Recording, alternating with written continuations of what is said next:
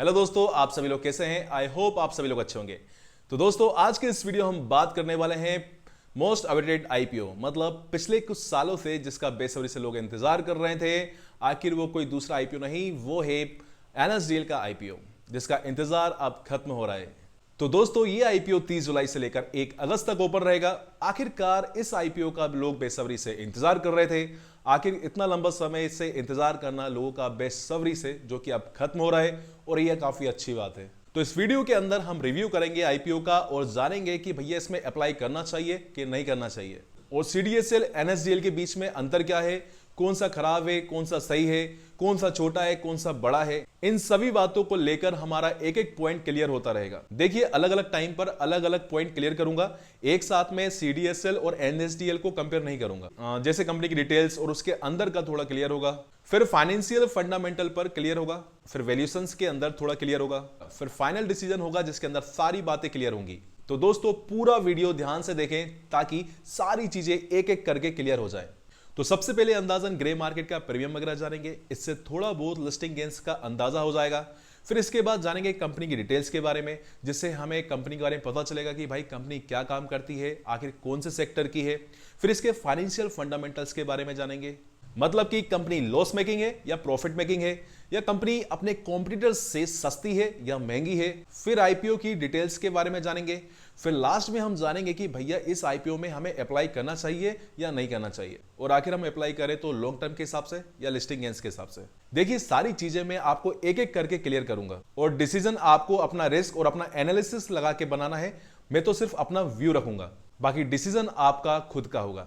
तो सबसे पहली चीज जीएमपी, ग्रे मार्केट का प्रीमियम एक अंदाजा ही होता है, बट एजुकेशन पर्पस के हिसाब से हम जान लेते हैं। तो भैया 140 रुपए पर शेयर के हिसाब से इसका ग्रे मार्केट का प्रीमियम बता रहा है। आज की तारीख में लगभग 16% के आसपास है। अगर मान के चले तो 15 से 20% के बीच में इसकी जीएमपी चल रही है। तो डिमांड तो ठीक है, बाकी एंकर लिस्ट अभी आना बाकी। दोस्तों, एंकर लिस्ट तो शानदार आएगी, क्योंकि इसका इशू साइज बढ़िया है। 4000 करोड़ का इशू साइज है, तो भैया एंकर लिस्ट तो बहुत अच्छी आ सकती है। एंकर्स के अंदर लगभग सभी म्यूचुअल फंड शामिल हो सकते हैं, और एफआईआई के अंदर काफी बड़े नाम भी हो सकते हैं। तो मुझे लगता है म्यूचुअल फंड्स मतलब एंकर लिस्ट के अंदर कोई ज्यादा डाउट नजर नहीं आ रहा है। बाकी एंकर लिस्ट आता ही हम इस पर बात कर लेंगे। तो चलिए कंपनी की डिटेल्स के बारे में जानते हैं, आखिर कंपनी क्या काम करती है। दोस्तों, जैसे बैंक के अंदर हमारे पैसे जमा होते हैं, चाहे वो कोई भी हो बैंक हो जिसमें पैसे जमा होते हैं, वैसे ही हमारे जो शेयर्स हैं वो क्या होते हैं कि वो डिपॉजिटरीज के अंदर जमा होते हैं। दोस्तों, जो हमारे ब्रोकर्स हैं जैसे Zerodha, angel one, Upstox, grow, वहां पर हम शेयर नहीं रखते हैं। वहां पर हम क्या करते हैं,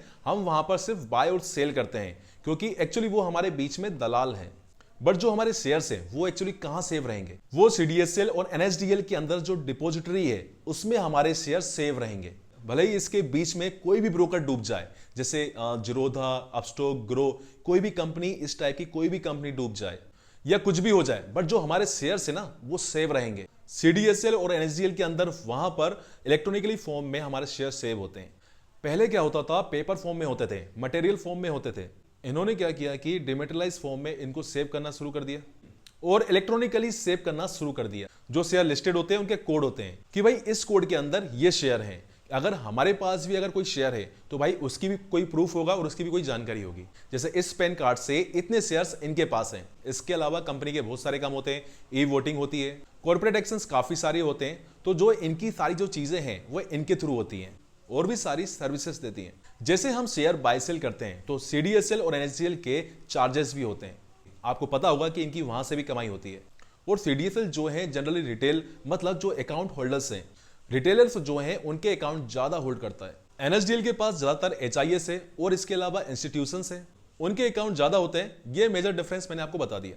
एनएसडीएल की 2 सब्सिडरीज हैं, एनडीएसएल डेटाबेस मैनेजमेंट लिमिटेड, जिसको शॉर्ट में एनडीएमएलवी भी बोलते हैं। दूसरा है एनएसडीएल पेमेंट बैंक, जिसको शॉर्ट में एनपीबीएल भी कहते हैं। फिर सीडीएसएल और एनएसडीएल में आपको एक डिफरेंस बता देता हूं। देखिए, 31 मार्च 2025 तक एनएसडीएल के पास कितने डीमैट अकाउंट है? 39.45 मिलियन, लगभग 3 करोड़ 94 लाख जैसे डीमैट अकाउंट है। अभी एनएसडीएल के पास जो डीमैट अकाउंट है वो लगभग करीब मान के चलिए 4 करोड़, और सीडीएसएल के पास करीब 15 करोड़ के आसपास डीमैट अकाउंट्स है। तो डीमैट अकाउंट्स के मामले में सीडीएसएल थोड़ा आगे है। भाई, मैं आपको एक चीज बता दूं कि सीडीएसएल के डीमैट अकाउंट की संख्या पे मत जाना, बाकी अगर हम रेवेन्यू देखें तो रेवेन्यू के मामले में एनएसडीएल आगे है। अच्छा, आप ये बताइए, मैंने आपसे क्या कहा था, एनएसडीएल कौन सा अकाउंट हैंडल करता है? वो मेरे भाई इंस्टीट्यूशंस के अकाउंट हैंडल करता है। किसके करता है? इंस्टीट्यूशंस के अकाउंट हैंडल करता है। और जो सीडीएसएल है वो रिटेलर्स के अकाउंट हैंडल करता है। ऐसा नहीं है कि दोनों में खराबी है, दोनों अपनी अपनी जगह बेस्ट हैं, बट डीमैट अकाउंट के मामले में सीडीएसएल थोड़ा आगे है। एनएसडीएल जो है वो पहली डिपॉजिटरी है इंडिया के अंदर, सीडीएसएल दूसरी है, बट काफी टर्म्स में ये बड़ी कंपनी है एनएसडीएल से। जैसे मार्केट कैप की बात करें तो तीसरा डिफरेंस फिर आ गया। सीडीएसएल का मार्केट कैप है आज की तारीख में करीब करीब 33,000 करोड़ के ऊपर का, और एनएसडीएल का मार्केट कैप अभी अगर इस प्राइस बैंड पर देखें तो 16,000 करोड़ के ऊपर का है। तो ऑलमोस्ट डबल है सीडीएसएल एनएसडीएल से। और ये तीसरा डिफरेंस हो गया, तो भैया ये हो गई कंपनी की सारी डिटेल्स। तो देखिए सेक्टर अच्छा है और कंपटीशन इसके अंदर कम है, और ये दोनों कंपनियां मोनोपोली सेक्टर है और कोई भी इसका कॉम्पिटिटर है नहीं, तो ये अच्छी बात है। अब दोस्तों इसके फाइनेंशियल और फंडामेंटल जानते हैं। फाइनेंशियल 2023 से 2025 तक दिए गए हैं। अगर इसके एसेट्स देखें तो साल दर साल इसके एसेट्स में ग्रोथ हुई है।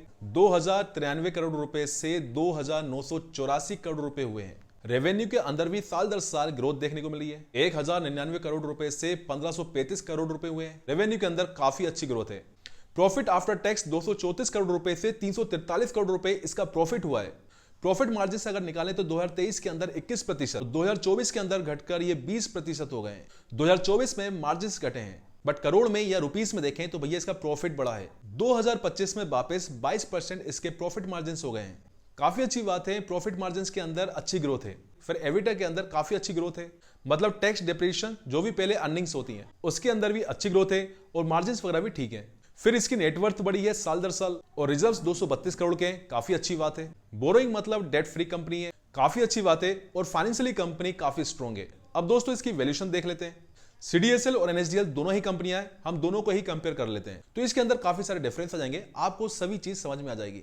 एनएसडीएल का पीई है प्राइस टू अर्निंग रेशियो 46 का, प्राइस टू बुक है 7.97 का। सीडीएसएल का पीई है 68 का, और प्राइस टू बुक है 20 का। तो मेरे भाई प्राइस टू बुक और पी के मामले में जो एनएसडीएल सस्ती वैल्यूएशंस के हिसाब से नजर आ रही है, बट फेस वैल्यू अगर देखें तो एनएसडीएल का फेस वैल्यू 2 रुपए है, सीडीएसएल का फेस वैल्यू 10 रुपए है। इस हिसाब से लग रहा है कि वैल्यूएशंस थोड़ी और सस्ती करनी चाहिए थी एनएसडीएल की, बट पी वाइज और बुक वाइज वैल्यूएशंस ठीक है। फिर रेवेन्यू का कंपैरिजन करें तो एनएसडीएल का रेवेन्यू है 2025 के अंदर 1535 करोड़ रुपए का। तो मेरे भाई सीडीएसएल का कितना है? तो भैया मेरे 1220 करोड़ रुपए के आसपास का है। तो सीडीएसएल से ज्यादा रेवेन्यू जनरेट करती है एनएसडीएल, मतलब अर्निंग्स ज्यादा हैं। मैंने आपको बताया भले डीमैट अकाउंट ज्यादा हो, बट अर्निंग्स और बाकी सारे फैक्टर्स भी देखने पड़ते हैं। फिर मार्जिन्स निकलते हैं, भाई अर्निंग भले ही हो, कलेक्शन भले ही कितना करें, फिर प्रॉफिट मार्जिन्स भी तो होने चाहिए। तो एनएसडीएल के प्रॉफिट मार्जिन से 22.3%, बट ये 22.3% ये भी कम नहीं है। बट सीडीएसएल के 44% है, और 40% ऑलमोस्ट डबल मार्जिन है, तो ये ज्यादा अच्छी बात है।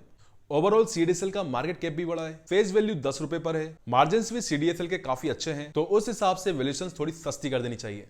फिर इसका आरओई 17% का, फिर आरओसी 22.7% की, काफी अच्छी है, 15% से ऊपर है, काफी अच्छी बात है।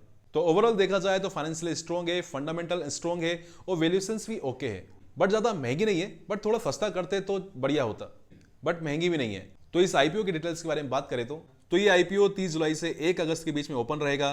फेस वैल्यू 2 रुपए पर आ रहा है।